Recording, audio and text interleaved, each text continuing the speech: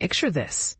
You're the leader of the world's most powerful nation, stepping onto a global stage to deliver a crucial address, only for everything to go disastrously wrong in ways that scream foul play. That's the dramatic scene Donald Trump painted in his fiery accusations of triple sabotage at the United Nations headquarters earlier this week, where an escalator, a teleprompter, and a microphone all malfunctioned during his visit. But here's where it gets controversial. Was this really a calculated act of disruption, or just a string of unfortunate coincidences? Stick around, because the details are as intriguing as they are divisive, and they might just change how you view international diplomacy. In a passionate post on Truth Social, which was later shared by the White House on Twitter, President Trump described the incidents as very sinister events that couldn't possibly be random.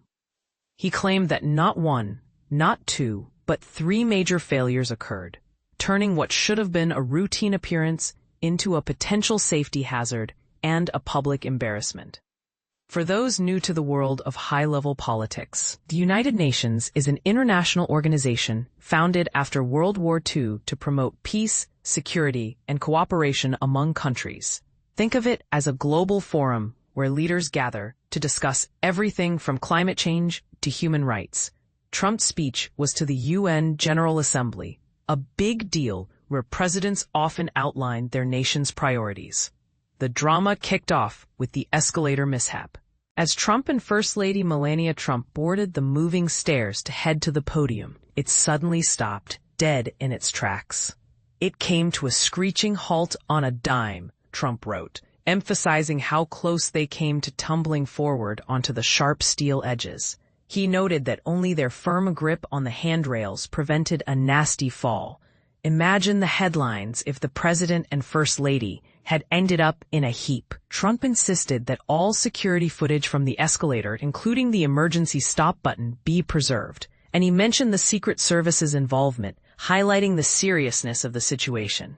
But that's not all, and this is the part most people miss, as it shows how quickly things can spiral in live events. Once at the podium, Trump's teleprompter failed to function for the first 15 minutes of his speech, forcing him to improvise by reading directly from printed notes. Despite the hiccup, he proudly shared that the speech received rave reviews, perhaps because audiences appreciated his ability to adapt under pressure, a skill not everyone possesses. Yet, the troubles didn't end there. After wrapping up, Trump learned that the auditorium's sound system was completely out, meaning world leaders in the room couldn't hear a word without using the interpreter's earpieces. To drive the point home, he recounted asking Melania, who was seated right at the front, how he did. Her response, "I couldn't hear a word you said. Ouch, that's a tough blow for any speaker, let alone the president." Now, for the plot twist that fuels the debate. A UN official told the Associated Press that the escalator stop was likely caused by someone in Trump's entourage accidentally hitting the stop lever. Trump, however, wasn't buying it.